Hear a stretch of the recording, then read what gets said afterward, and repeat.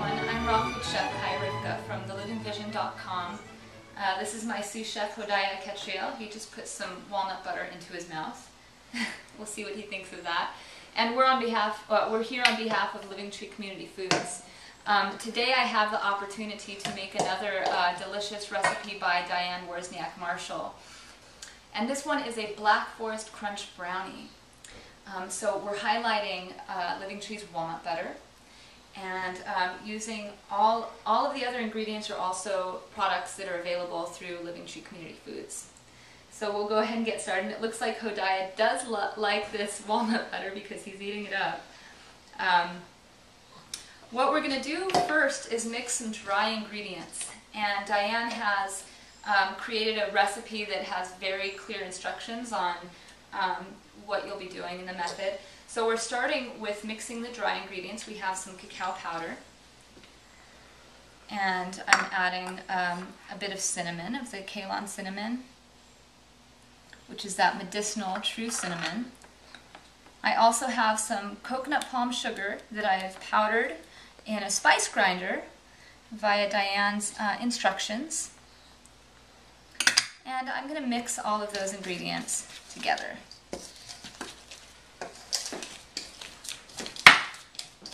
And I'm just making sure that any chunks of the sugar that might have held together or pockets of cacao, that it should just be a nice emulsified, or I don't think that's the right word, but should be well combined. Okay, now to this basic mixture we're going to add some walnut butter. And this is Living Tree's walnut butter, which again, I know I've mentioned it time and time again, but this walnut butter is not ground like most other butters that you'll buy at the store or ground, which create high temperatures. This is cut, and they really respect the integrity of the fats in the nuts by the method of processing it. Okay, I'm just picking out cherries as much as I can. So we have here 9 ounces, and measured out, that's 1 cup and 2 tablespoons of the walnut butter. And I'm putting that right into the mixture. And then we also have 4 ounces of medjool dates that I put into the food processor, and I just threw those in whole and let the food processor run, and after probably less than a minute it turns into a nice thick paste. No water added, just the dates. So if you have a regular, food processor at home, that should work. If it's a small food processor, just add, half the dates at a time. And we're going to add this right into our mixture down here too.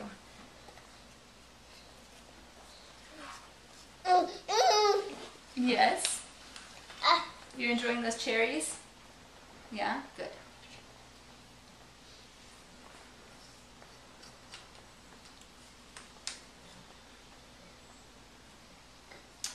Okay, and I'm going to mix this together using a heavy wooden spoon. You just want to press the date paste and the walnut butter together and get that powder mixed in there. And at a certain point, once the powder is mixed in, you can even stop using the spoon and use your hands. You could use your hands from the beginning if you want to, but I find it easier to get that powder mixed in first. And then I'll go over and use my hands because that makes it much easier to get everything mixed together evenly. Now the final ingredients in this brownie base are going to be some some chopped cacao nibs, and that's a rounded 1/8 of a cup, or 2 rounded tablespoons. 2 tablespoons is an 1/8 of a cup. And then I also have some chopped walnuts, and that's a weighed measure. That's 3 ounces weighed. We chopped these walnuts into 1/8 by 1/8 size pieces, or in other words, pretty small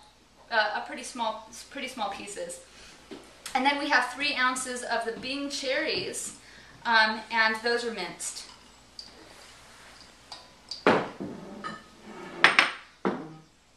Okay, and then I'm just going to mix all of these ingredients together by hand, because that's going to be a lot easier to get them all integrated.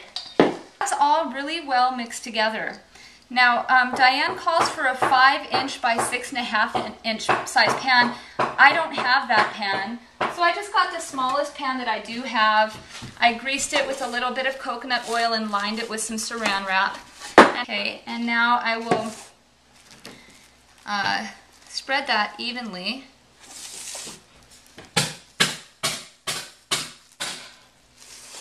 And then press it together.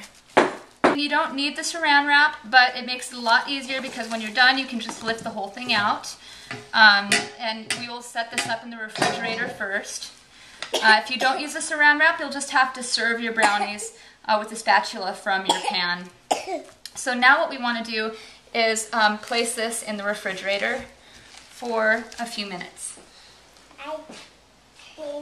Okay, and there you have it. That is our brownie.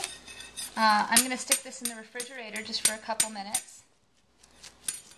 But actually, Diane mentions, sweetie pie, let me just say not in the refrigerator. You'll store your brownies in the refrigerator, but Diane recommends bringing it to room temperature before serving it for the ideal consistency.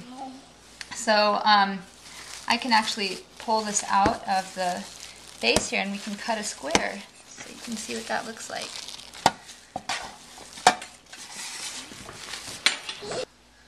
Okay. So there's our brownie. And that, in my pan, I cut that 3 by 4.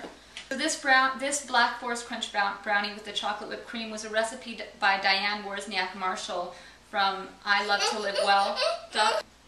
I really love having the opportunity to make these recipes and to come and present them for you all. Please write to us and let us know what you'd love to see us make or share your recipe. And we'll see you again soon. Bye. Bye.